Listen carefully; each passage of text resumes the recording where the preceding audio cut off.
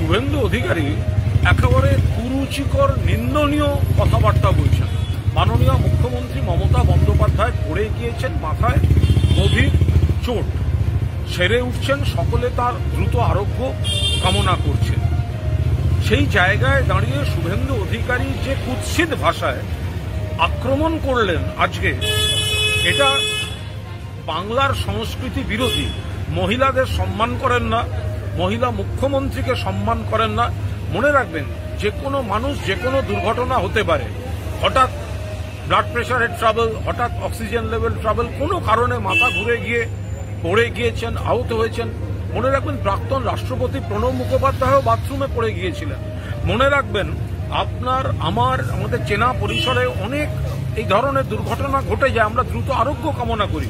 কিন্তু শুভেন্দু অধিকারী যেটা করলেন, সেটা কোনো অবস্থায় বাংলার মা বোনেরা, সাধারণ মানুষ বরদাস্ত করবেন না, যে এই অসুস্থতা নিয়ে, এই আঘাত নিয়ে এই ধরনের কুরুচিকর মন্তব্য করা যায়। এটা শুভেন্দু অধিকারী বা অধিকারী প্রাইভেট লিমিটেডের লোকজনদের পক্ষেই সম্ভব।